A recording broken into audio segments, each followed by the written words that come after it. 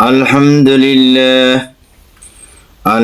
لله نحمده ونستعينه ونستغفره ونؤمن به ونتوكل عليه ونعوذ بالله من شرور أنفسنا ومن سيئات أعمالنا من يهده الله فلا مضل له ومن يضلل فلا هادي له ونشهد أن لا إله إلا الله وحده لا شريك له ونشهد أن سيدنا وحبيبنا ومولانا محمدا عبده ورسوله الذي أرسله بالحق بشيرا ونذيرا وداعيا إلى الله بإذنه وسراجا منيرا فقد قال الله تعالى في كلامه المجيد وفرقانه الحميد أما بعد فأعوذ بالله من الشيطان الرجيم بسم الله الرحمن الرحيم وما كان لنفس أن تموت إلا بإذن الله كتابا مؤجلا ومن يريد ثواب الدنيا نؤته منها ومن يريد ثواب الآخرة نؤته منها وسنجزي الشاكرين إن الله وملائكته يصلون على النبي يا أيها الذين آمنوا صلوا عليه وسلموا تسليما صلى الله على محمد صلى الله عليه وسلم আল্লাহ রাব্বুল আলামিন কোরআনে কারিমে বলেন সূরা আলে ইমরান আয়াত নম্বর 145 পৃষ্ঠা 82 পারা 3 وما كان لنفس أن تموت إلا بإذن الله كتابا مؤجلا ومن يرد ثواب الدنيا نؤته منها ومن يرد ثواب الآخرة نؤته منها وسنجزي الشاكرين আল্লাহ রাব্বুল আলামিন কোরআনে কারিমে বলেন আল্লাহর অনুমতি ছাড়া কারো মৃত্যু হবে না। কেন না? মৃত্যুর মেয়াদ অবধারিত। যে কেউ পার্থিব পুরস্কার চাবে আমি আল্লাহ তাকে দিয়ে দেব, আর কেউ পারলৌকিক পুরস্কার চাবে আমি আল্লাহ তাকে দিয়ে দেব। কুল্লু নাফসিন যায়িকাতুল মাউত, প্রত্যেক জীবের মৌতের তারিফ আমার কাছে। প্রত্যেক মৃত্যুর স্বাদ গ্রহণ করতে হবে। হাদিস মুসলিম শরীফ হাদিস নম্বর 876 পৃষ্ঠা নম্বর 175। হযরত ওমর ফারুক রাদিয়াল্লাহু তাআলা হতে বর্ণিত হুজুর সাল্লাল্লাহু আলাইহি ওয়াসাল্লাম বলেন, মৃত্যুর যে কত কষ্ট, মৃত্যুর যে কত কষ্ট তা আল্লাহর কাছে পানাহা চাও। তবে মুমিনদের জন্য মৃত্যু আনন্দদায়ক, কারণ মৃত্যুর পরে তাদের জান্নাত অবধারিত। সুবহানাল্লাহ। তবে দেখেন মা ফাতেমার মৃত্যু, হুজুর সাল্লাল্লাহু আলাইহি সাল্লাম এর মৃত্যুর 6 মাস পর মা ফাতেমা মৃত্যু হয়। হুজুর সাল্লাল্লাহু আলাইহি সাল্লাম ইন্তেকালের সময় মা ফাতেমা কাঁদতে কাঁদতে বেহুশ হয়ে যায়।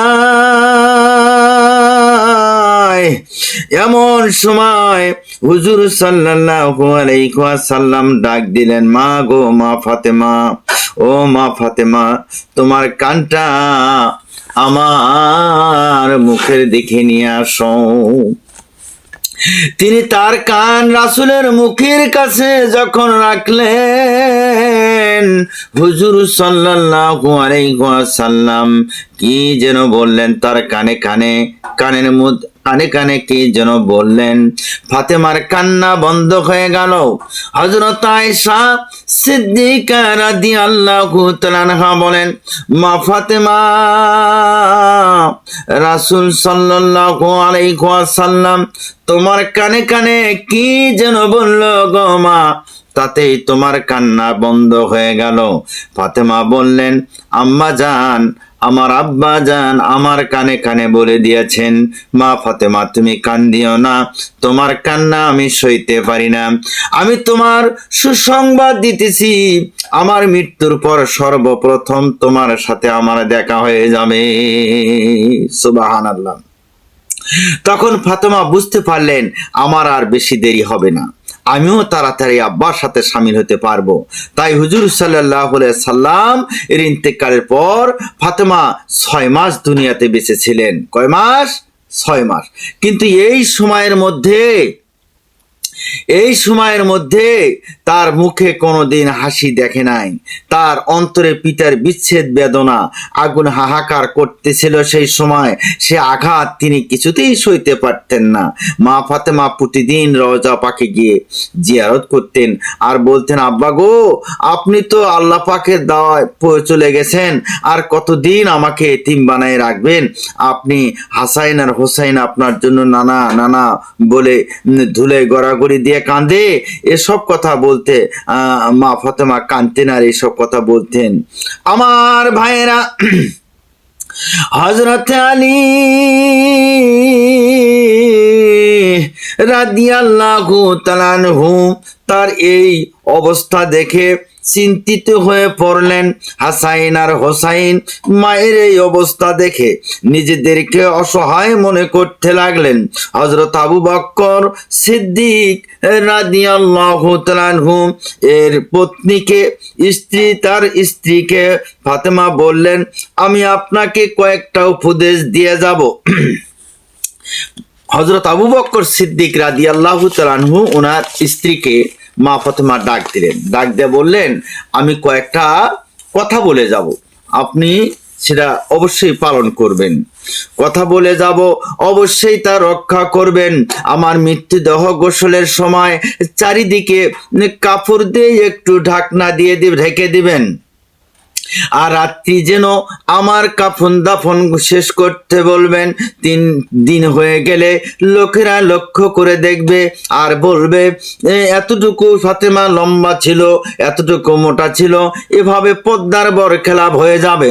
পরের দিন আলী রাদিয়াল্লাহু তাআলা আনহু বাহির থেকে এসে দেখে ফাতেমা 2 ছেলের গোসল করাইতেছে আর কাঁদতেছে। হযরত আলী রাদিয়াল্লাহু তাআলা আনহু বললেন, দুর্বল শরীরে এত কাজ করতে গেলে কেন?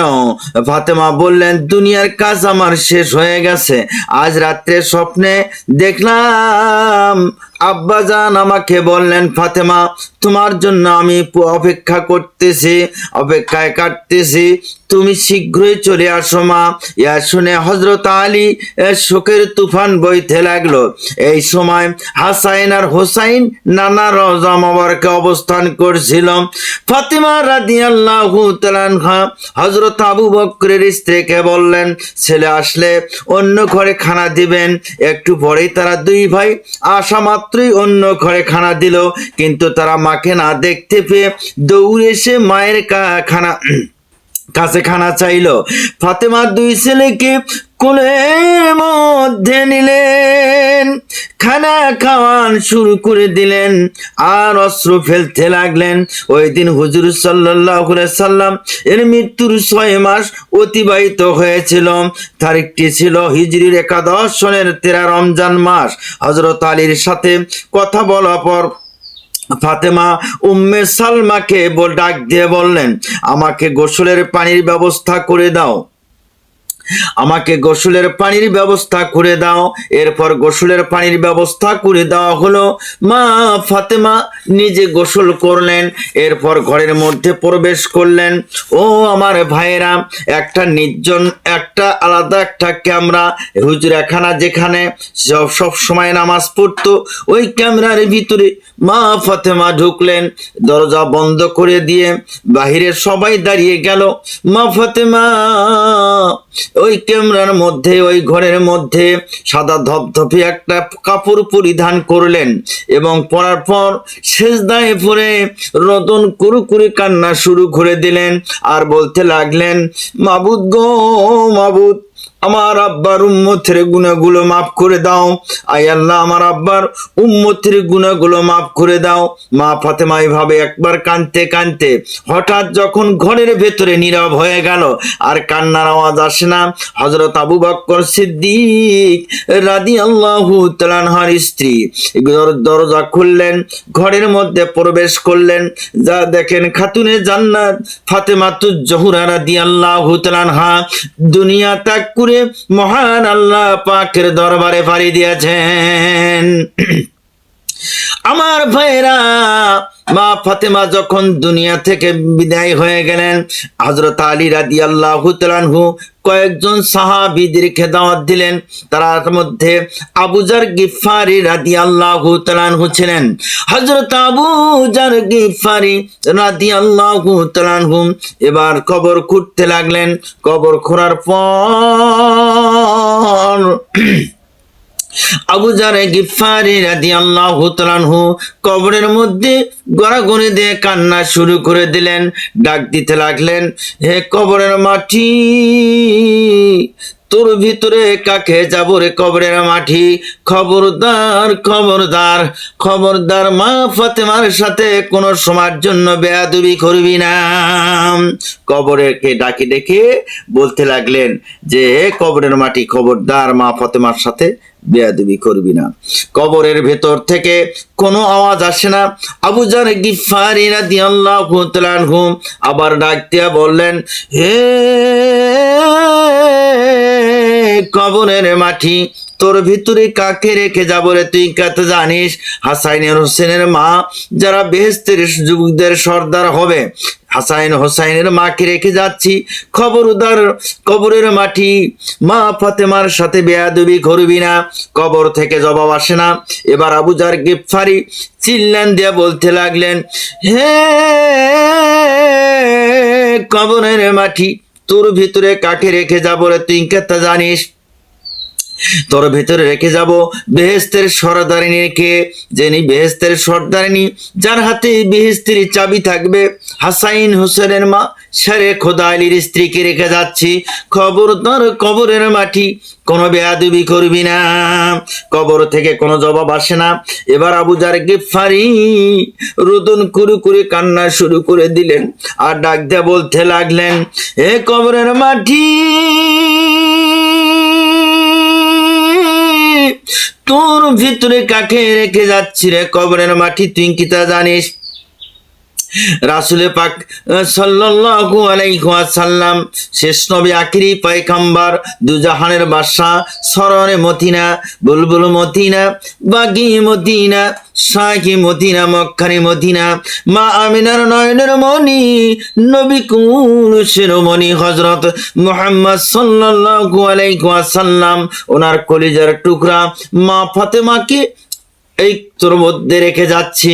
খবরদার খবরদার কবরের মাটি, কোন সময়ের জন্য বেয়াদবি করবি না। কবর থেকে এবার গম্ভীর ভাবে একটা আওয়াজ আসলো, একটা গম্ভীর আওয়াজ আসলো। সে আওয়াজটি হলো, হে আবু জার গিফারি, আমি মা ফাতেমাকে চিনি না রে, আমি হাসাইনের হোসাইনের মাকে চিনি না, আমি শেরে খোদা আলীর স্ত্রীকে চিনি না, আমি মা ফাতেমাকে চিনি না, বেহেশতের সর্দারিনীকে চিনি না, যার হাতে বেহেশতের চাবি থাকবে চিনি না, আমি আল্লাহ রাসূলের কলিজের টুকরা মা ফাতেমাকে চিনি না, আমি চিনি। আমার ভিতরে যে ভালো আমল করে নিয়ে আসতে পারবে সে আরামে থাকবে। আমি তখন তার জন্য বেহেশতের লাল গালিচা হয়ে যাব, বেহেশতের ফুলের বাগান হয়ে যাব। আর যদি ভালো আমল না নিয়ে আসতে পারে তাহলে পৃথিবীর এক প্রান্তের মাটি আর এক প্রান্তে চলে যাবে, আর এক প্রান্তের মাটি আর এক প্রান্তে চলে যাবে। হাড় হুড্ডি ভেঙে গোস্ত সব চুরমার করে ফেলা হবে। এই আওয়াজ যখন আবু জার গিফারি শুনলেন, ওই দিন থেকে রোদন কুরুকুরি কানতে কানতে সে দেওয়ানা হয়ে গেলেন, এমনকি সংসার ছাড়লেন। আহারে ওই দিন থেকে আবু জার গিফারি রোদন কুরুকুরি কান্না শুরু করে দিয়েছেন। রাস্তায় রাস্তায় ঘোরেন। ও আমার ভাইয়েরা, কবরের মধ্যে যদি যেতে চাও, কবর ছাড়া কোনো উপায় নাই। সবাইকে তো কবরের মধ্যে যেতে হবে, কবর ছাড়া উপায় নাই। মৃত্যুর হাত থেকে কেউ রক্ষা করতে পারবে না, মৃত্যুর হাত থেকে কেউ বাঁচবে না। এই জন্য অবশ্যই অবশ্যই অবশ্যই কবরের মধ্যে যখন যাবে তখন যদি ভালো আমল যদি না নিয়ে যেতে পারো তাহলে এমন অবস্থা হবে ওই কবরের মধ্যে থেকে আযাব শুরু হয়ে যাবে। পৃথিবীতে সর্বপ্রথম ঘাঁটি হলো কবর। এই ঘাঁটি থেকে যে নাজাত পাবে সে হাসরের ময়দানও নাজাত পাবে প্রত্যেক জায়গায়। এই কবর ঘাঁটিতে যে নাজাত পাবে না সে কোনোদিন ওই হাসরের ময়দানও নাজাত পাবে না। আমার ভাইয়েরা, হাদিস তিরমিজি হাদিস নম্বর 1657, পৃষ্ঠা নম্বর 612, হযরত আব্দুল্লাহ ইবনে আবু কাতাদা রাদিয়াল্লাহু তাআলা থেকে বর্ণিত। আবু কাতাদা রাদিয়াল্লাহু তাআলা বলেন, একদা রাসূল সাল্লাল্লাহু আলাইহি সাল্লাম তাদের মধ্যে দাঁড়ালেন এবং তিনি তাদের উদ্দেশ্যে ডাক দিয়ে বললেন, আল্লাহর পথে জিহাদ এবং আল্লাহর উপর ঈমান আনা হলো সবচেয়ে উত্তম কাজ। আল্লাহর পথে জিহাদ এবং ঈমান আনা হলো সবচেয়ে উত্তম কাজ। এক ব্যক্তি দাঁড়িয়ে বলল, ইয়া রাসূলুল্লাহ, আপনি কি মনে করেন আমি যদি আল্লাহর পথে নিহত হই তবে তাতে আমার অপরাধ সমূহ মাফ হয়ে যাবে? রাসূল সাল্লাল্লাহু আলাইহি ওয়াসাল্লাম বললেন, হ্যাঁ, মাফ হয়ে যাবে। তুমি যদি আল্লাহর পথে এমন অবস্থায় মরো যে তুমি ধৈর্য এবং সওয়াবের আশায় আশাবাদী অগ্রগামী হয়ে থাকো এবং পলায়নকারী যদি না হও। অতঃপর রাসূল সাল্লাল্লাহু আলাইহি ওয়াসাল্লাম বললেন, পুনরায় বলো, তুমি যা জিজ্ঞাসা করলে তা আবার বলো। লোকটি আবার বলল, আপনি কি মনে করেন আমি যদি আল্লাহর পথে মারা যাই তবে কি তাতে গুনাহসমূহ কাফেরা সব মাফ হয়ে যাবে? আল্লাহ রাসূল সাল্লাল্লাহু আলাইহি ওয়াসাল্লাম বললেন, হ্যাঁ, মাফ হয়ে যাবে, কিন্তু ঋণ মাফ হবে না। কিন্তু ঋণ মাফ হবে না। কেননা জিবরাইল আলাইহিস সালাম আমাকে বলেছেন, যে ব্যক্তি ঋণ দান করেছেন সেই ব্যক্তি যদি মাফ না দেয় তো মাফ হবে না। হাদিস 1083 নম্বর, হাদিস তিরমিজি হাদিস নম্বর 414। বিবাহের পর সহবাসের ও মহরের নির্ধারণ করার আগে স্বামী মারা গেলে তার কি অবস্থা হবে? হযরত ইবনে মাসউদ রাদিয়াল্লাহু তাআলা থেকে বর্ণিত, তিনি বলেন, রাসূল সাল্লাল্লাহু আলাইহি ওয়াসাল্লাম বলেন, এক ব্যক্তি এক মহিলাকে বিবাহ করার পর তার মহর নির্ধারণ না করে এবং তার সাথে সহবাস করার আগে মারা গেলেন, তার হুকুম কি? হযরত ইবনে মাসউদ রাদিয়াল্লাহু তাআলা বলেন, স্ত্রী লোকটি তার পরিবারের ওপর মেয়েদের সমপরিমাণ মহর পাবে, আর তার কমও নয় বেশিও নয়। সে তার স্বামীর মৃত্যুতে ইদ্যত পালন করবে এবং তার উত্তরাধিকারী হবে। আমার ভাইয়েরা, এই জন্য বিবাহের সহবাসের পরেই সহবাসের আগে যদি স্বামী মারা যায়, মহর পরিশোধ না করে দিয়েই যদি মারা যায়, সে সম্পর্কে এই হাদিসটাতে আলোকপাত করেছেন। তখন মালিক ইবনে সিনার বলেন, হুজুর সাল্লাল্লাহু আলাইহি ওয়াসাল্লাম অনুরূপ বলেছেন। হাদিসটি হাসান সহিহ এবং হাদিসটি সঠিক হাদিস। হাদিস নম্বর 1206, পৃষ্ঠা নম্বর 451। কোন মুসলমান বাজারে হাটে পশু উঠিয়ে পশুর স্তনের মধ্যে দুধ জমা করার পর স্তনটা ফুলে তোলে, তারপর বাছুরকে না খাইয়ে বিক্রি করার জন্য বাজারে উঠায়, তার কি অবস্থা হবে সে সম্পর্কে এখানে হাদিসে বলা হয়েছে। হযরত ইবনে আব্বাস রাদিয়াল্লাহু তাআলা থেকে বর্ণিত, নবী পাক সাল্লাল্লাহু আলাইহি ওয়াসাল্লাম ইরশাদ করেন, পুণ্যদ্রব্য নিয়ে যদি বণিক দলের সাথে বাজারে বাইরে গিয়ে তোমরা কোনো সময়ের জন্য মিলিত হবে না, কারণ তাদের সঙ্গে কোনোদিন দালালি করবে না। ও আমার ভাইয়েরা, পশুর স্তনের মধ্যে যদি জমা করা হয়, বাছুরকে যদি বাচ্চাকে না খাওয়ানো হয়, জমা করে রাখবে, কোনো সময়ের জন্য তা রাখবে না। একে অপরের পণ্য দাম বাড়াবাড়ি ক্রয় করবে না, কারণ বাড়াবাড়ি করে কোনো সময়ের জন্য দাম চড়া করে এইভাবে করে করবে না। অপর কৌশল অবলম্বন করা যাবে না। আল্লাহ রাসূল সাল্লাল্লাহু আলাইহি সাল্লাম নিষেধ করে দেন যে কোনো সময়ের জন্য এই কাজ করবে না। যদি তা হয়ে যায়, কিয়ামতের দিন হাসুরের ময়দানে তাহা ভয়াবহ আকার ধারণ করবে। তার জন্য তিরমিজি হাদিসটি হাসান সহিহ, সঠিক হাদিস নম্বর 488, পৃষ্ঠা নম্বর 253, হাদিস তিরমিজি। হযরত আবু হুরায়রা রাদিয়াল্লাহু তাআলা থেকে বর্ণিত হাদিস, বুখারী, দুইটা হাদিসের মধ্যেই এইটা দেওয়া আছে। তিনি বলেন, মহানবী সাল্লাল্লাহু আলাইহি ওয়াসাল্লাম ইরশাদ করেন, সূর্য উদিত হয় এমন সকাল দিনের মধ্যে শ্রেষ্ঠ দিন হলো শুক্রবারের দিন। এমন দিনগুলোর মধ্যে হলো শুক্রবারের দিন শ্রেষ্ঠ দিন। এই দিনই হযরত আদম আলাইহিস সালামকে সৃষ্টি করা হয়েছে। এই দিনে হযরত আদম আলাইহিস সালামকে সৃষ্টি করা হয়েছে। এই দিনই তাকে জান্নাতে প্রবেশ করানো হয়েছে। এই দিনই তাকে সেখান থেকে বের করা হয়েছে। আর এই জুমার শুক্রবারের দিনই কিয়ামত সংঘটিত হবে। জোরে জোরে বলেন না সুবহানাল্লাহ। ইমাম তিরমিজি বলেন, হাদিসটি আবু হুরায়রা থেকে, হাদিসটি হাসান সহিহ এবং সঠিক হাদিস। সূরা বাকারা আয়াত নম্বর 39, পৃষ্ঠা নম্বর 9, পারা 1। আল্লাহ রাব্বুল আলামিন বলেন, পারা 1, আল্লাহ রাব্বুল আলামিন বলেন, ওয়াল্লাযীনা কাফারু ওয়া কাযযাবু বিআয়াতিনা উলাইকা আসহাবুল নারি হুম ফিহা খালিদুন।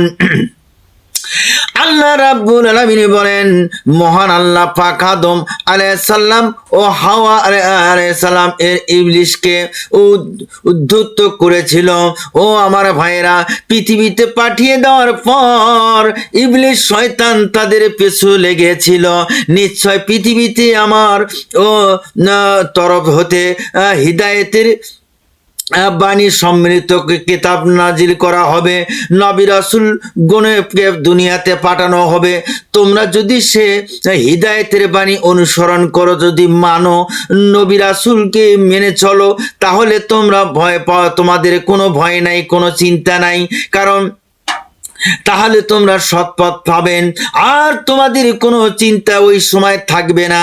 আর যদি ওই কিতাবের অনুসরণ না করো, আমার রাসূলদেরকে অনুসরণ না করো, আমার নবীদেরকে যদি অনুসরণ না করো, তাহলে তোমরা তো গোমরা হয়ে যাবে। তোমরা অত্যন্ত যখন জান্নাতের অধিবাসী হবে তখনই জান্নাতের অধিবাসী হবে, যতক্ষণ পর্যন্ত আল্লাহ এবং আল্লাহ রাসূলকে মেনে না চলো, কিতাবগুলো আল্লাহর কিতাবকে না মেনে চলো। ও আমার ভাইরা, সেখানে তোমরা চিরকাল সুখে থাকবে, শান্তিতে বসবাস করবে। আর যদি তোমরা কিতাব নবী রাসূলকে অস্বীকার করো, তাহলে তোমাদের পরিণাম হবে না ভালো, কারণ তোমাদেরকে ওই জাহান্নামের মধ্যে প্রবেশ করতে হবে। হাদিস বুখারী শরীফ, হাদিস নম্বর 4877, পৃষ্ঠা নম্বর 398। আন জাবির রাদিয়াল্লাহু তাআলা আনহু ক্বালা ক্বালা রাসূলুল্লাহ সাল্লাল্লাহু আলাইহি ওয়াসাল্লাম, লা ইয়াদখুলুল জান্নাতা লাকুমুন নাবাতা মিনাস শুহুতি ওয়া কুলু লাহামিন নাবাতা মিনাস শুহুতি কানাতিন নারু ওয়া আউলা বিহি। হযরত জাবির রাদিয়াল্লাহু তাআলা থেকে বর্ণিত, তিনি বলেন রাসূল সাল্লাল্লাহু আলাইহি সাল্লাম এর বাণী প্রদান করেছেন যে গোস্ত হারাম থেকে গঠিত হয় তা বেহেশতে কোনোদিন প্রবেশ করতে পারবে না। যে সকল গোস্ত হারাম মাল থেকে গঠিত তার জন্য জাহান্নাম শ্রেষ্ঠ স্থান হয়ে যাবে। বুখারী শরীফ, আহমদ শরীফ, তিরমিজি শরীফ, মুসলিম শরীফ কয়েকটা হাদিসের মধ্যেই একই বর্ণনাকারী বর্ণনা করেছেন। আমার ভাইরা, এই হাদিসটা বুখারী শরীফের হাদিস, সহিহ বুখারী, আল বুখারী 4877 নম্বর হাদিস, হাদিস পৃষ্ঠা নম্বর 398। আন জাবির রাদিয়াল্লাহু তাআলা আনহু قال وقال رسول الله صلى الله عليه وسلم لا يدخل الجنة لكم النبات من الشهوت وقول لحم النبات من الشهوت كانت النار أولى به। হযরত জাবির রাদিয়াল্লাহু তাআলা থেকে হাদিসটা এসেছেন। আমার ভাইরা, হযরত জাবির রাদিয়াল্লাহু তাআলা থেকে হাদিসটি বর্ণনা করা হয়েছে। এই হাদিস তিরমিজিতে আছে, যে বুখারীতে আছে এবং মুসলিম শরীফের মধ্যে আছে, আহমদ শরীফের মধ্যে আছে। যে সকল গোশত হারাম মাল থেকে গঠিত তার জন্য জাহান্নাম সর্বশ্রেষ্ঠ স্থান হয়ে যাবে। আমার বন্ধুগণ, এই জন্য হাদিস শরীফ এবং কোরআনে কারিম মানতে হবে। আমার ভাইরা, আল্লাহ এবং আল্লাহর রাসূলের কথাগুলো অবশ্যই মানতে, আর হালাল উপার্জন করে হালাল রিজিক খেয়ে জীবন নির্বাহ করতে হবে। এক হাদিস, হালাল উপার্জন করে হালাল রিজিক খেয়ে জীবিকা নির্বাহ করতে হবে যদি ইসলামের পন্থার মধ্যে থেকে থাকো। দুই, হারাম উপায়ে অর্জিত জীবিকার দ্বারা গঠিত শরীর কখনো হারাম যদি উপার্জন করো তাহলে জান্নাতে যেতে পারবে না। হারাম যদি উপার্জন করে খাও জান্নাতে প্রবেশ করতে পারবে না। আর যদি হালাল উপার্জন করতে পারো আল্লাহ পাক জান্নাত দাখিল করে দিবেন তার জন্য। তিন, হারাম দ্বারা গঠিত শরীর জাহান্নামের আগুন দগ্ধ হবে। চার, পুত্র কন্যাকে যদি হারাম পথ দেখে যান, তার যদি সে সঠিক পথে চলতে না পারে তার জন্য জাহান্নাম। পাঁচ, হালাল ও হারাম পথ বাছাই করার জন্য আল্লাহর কোরআন ও নবীর হাদিস দেখো। ছয়, হালাল উপার্জন করার জন্য কঠোর পরিশ্রম করতে হবে। সাত, হারাম থেকে বেঁচে না থাকলে কেউ জান্নাতে যেতে পারবে না। আট, কাজেই ইসলাম যাবতীয় অন্যায় অবৈধ পন্থা আয় উপার্জনকে হারাম ঘোষণা করে দিয়েছেন। নয়, হারাম পন্থায় অর্জিত সম্পদকে অপবিত্র বলে ঘোষণা করা হয়েছে। 10, জোরপূর্বক অবৈধ সম্পদ দ্বারা লালিত পালিত দেহ জাহান্নামের স্কন্দন হয়ে যাবে। তাই হারাম উপার্জন বর্জন করতে হবে আর হালাল উপার্জন অবশ্যই করণীয়। মুমিনের বেশ সৃষ্টি করতে হবে। হাদিস বুখারী শরীফ, হাদিস নম্বর 4353, পৃষ্ঠা নম্বর 662।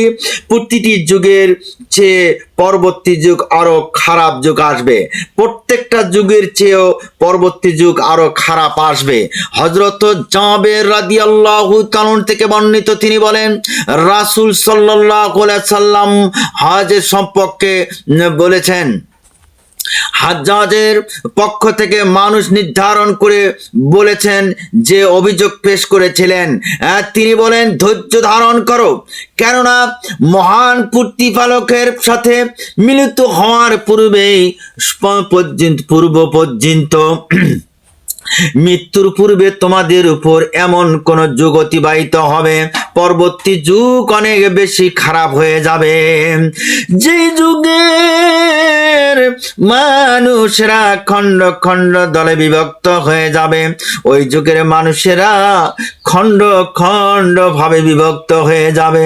অনেকে আমার দল পরিত্যাগ ছেড়ে আমার হাদিস কোরআনগুলো বাদ দিয়ে তারা অন্য একটা পথ অবলম্বন করবে, একটা দল, তখন তোমরা বিদ্ধ একটা দল তোমরা দেখতে পাবে আমার তরিকা ছেড়ে দিয়ে অন্য একটা তরিকা ধরবে। তারা বুদ্ধিতে হবে পরিপক্ক এবং তারা কথা বলবে চমৎকার, কিন্তু তারা মোটেই ইমানদার নয়। আমার তরিকা ছেড়ে দিয়ে তারা অন্য তরিকা ধরবে, তখন তোমরা বৃদ্ধ গাছের শিকড় ধরে টেনে ধরে থাকবে। যতক্ষণ না পর্যন্ত তোমার মৃত্যু হয় ততক্ষণ পর্যন্ত গাছের শিকড় কেমড়ে ধরে থাকবে। আর যদি ছেড়ে দাও সঙ্গে সঙ্গে জাহান্নামে পতিত হয়ে যাবা। হাদিস বুখারী শরীফ, হাদিস নম্বর 4433, পৃষ্ঠা নম্বর 880। অনুমতি দেওয়ার গুরুত্ব কি তা জান্নাতে জানতে আগ্রহী সাহাবারা হযরত ওমর রাদিয়াল্লাহু তাআলা থেকে বর্ণিত, তিনি বলেন, আমি যখন রাসূল সাল্লাল্লাহু আলাইহি সাল্লাম এর নিকট আসলাম তখন তিনি আর দোতলায় অবস্থান করেছিলেন, আর তার এক কালো গোলাম সিঁড়ির কাছে দাঁড়িয়ে পাহারা দিচ্ছিল।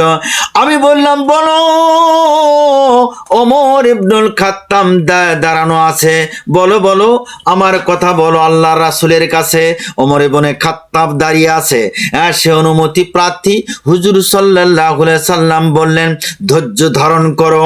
এবার হুজুর সাল্লাল্লাহু আলাইহি সাল্লামের চিঠি পারস্য সম্রাটের কাছে পাঠালেন। পারস্য সম্রাটের কাছে যখন পাঠালেন, পত্রবাহককে হুকুম দিয়ে দিলেন যে সে যেন তা বাহরাইনের বাদশা শাসকের কাছে যখন পাঠিয়ে দেয়, আর সে যেন কেশরার কাছে দেয়। আর কেশরা চিঠি টুকরা টুকরা করে যখন ফেলে দিল, যখন তার কাছে চিঠি পাঠানো হলো, কেশরার কাছে যখন চিঠি দেওয়া হলো, আল্লাহর রাসূলের চিঠি টুকরা টুকরা করে ফেলে দিল। হুজুর সাল্লাল্লাহু আলাইহি ওয়াসাল্লাম বললেন, কেশরার জন্য ওইরূপ টুকরা টুকরা হয়ে যাবে, কেশরার রাজ্য ওই রকম টুকরা টুকরা হয়ে যাবে, কেশরের রাজ্য ওইভাবে খান খান হয়ে যাবে। এবার ওমর ইবনে খাত্তাব অনুমতি পাইলেন। হুজুর সাল্লাল্লাহু আলাইহি সাল্লাম অনুমতি রেখে খাটো রেখো না। হাদিস বুখারী শরীফ, মুসলিম শরীফ এবং তিরমিজি শরীফ। হুজুর সাল্লাল্লাহু আলাইহি ওয়াসাল্লাম এবার খাত্তাবকে অনুমতি দিলেন। হযরত ওমর রাদিয়াল্লাহু তাআলা এবার যখন আল্লাহ রাসূলের দরবারে আগমন করলেন, বিরাট লম্বা কাহিনী সংক্ষেপ করি আমার ভাইরা। আল্লাহুম্মা আমিন। রব্বানা যালামনা আনফুসানা ওয়া ইল্লাম তাগফির লানা ওয়া তারহামনা লানাকুনান্না মিনাল খাসিরিন। রব্বানা আতিনা ফিদ দুনিয়া হাসানাতাও ওয়া ফিল আখিরাতি হাসানাতাও ওয়া কিনা আযাবান নার। রব্বানা ফাগফির লানা যুনুবানা ওয়া কাফির আন্না সাইয়্যাতিনা ওয়া তাওয়াফানা মা'আল আবরার। রব্বুল আলামিন, আয় আল্লাহ জীবনের সমস্ত গুনাহগুলো আল্লাহ মাফ করে দাও। আয় আল্লাহ কবিরা গুনাহ, জাহিরি গুনাহ, ভুলে চোখে জানা অজানা যত গুনাহ করেছি গো আল্লাহ, জীবনের সমস্ত গুনাহগুলো আল্লাহ মাফ করে দাও। রব্বুল আলামিন, এতক্ষণ যা কোরআনে কারীম থেকে আলোচনা করা হলো, আয় আল্লাহ তোমার হাবিবের হাদিস থেকে যা আলোচনা করা হলো, ভুল ত্রুটি ক্ষমা করে যে সবটুকুন আমাদেরকে দিবেন, সবটুকুন সোনার মদিনায় নবী পাক রওজা মোবারকে পৌঁছে দাও। রব্বুল আলামিন, দাদা দাদি, নানা নানি, শ্বশুর শাশুড়ি, বাপ চাচা যত আলাওলাদ কবরবাসী হয়েছে গো আল্লাহ, ওই কবরে যদি আযাব হয়ে থাকে আল্লাহ মাফ করে দাও। রব্বুল আলামিন, কোন দিন জানি মৃত্যুর পরোয়ানা জারি হয়ে যায়, না জানি কাল এমন সময় কবরের বাসিন্দা হয়ে যায় গো আল্লাহ। যেদিন মৃত্যুবরণ করব, যেদিন কবরের বাসিন্দা হয়ে যাব, ওই দিন রাসূলের দান দান শহীদের বিনিময়ে প্রতিষ্ঠিত কালেমা খানি আমাদের সকলের মুখে জারি করে দিও। আল্লাহুম্মা সাল্লি আলা মুহাম্মাদ ওয়া আলা আলি মুহাম্মাদিন কামা সাল্লাইতা আলা ইব্রাহিম ওয়া আলা আলি ইব্রাহিম ইন্নাকা হামিদুম মাজিদ। আল্লাহুম্মা বারিক আলা মুহাম্মাদ ওয়া আলা আলি মুহাম্মাদ কামা বারাকতা আলা ইব্রাহিম ওয়া আলা আলি ইব্রাহিম ইন্নাকা হামিদুম মাজিদ। রব্বানা তাকাব্বাল মিন্না ইন্নাকা আনতাস সামিউল আলিম ওয়া তুব আলাইনা ইন্নাকা আনতাত তাওয়াবুর রহিম। সুবহানা রাব্বিকা রাব্বিল ইজ্জাতি আম্মা ইয়াসিফুন ওয়া সালামুন আলাল মুরসালিন আলহামদুলিল্লাহি রাব্বিল আলামিন আমিন।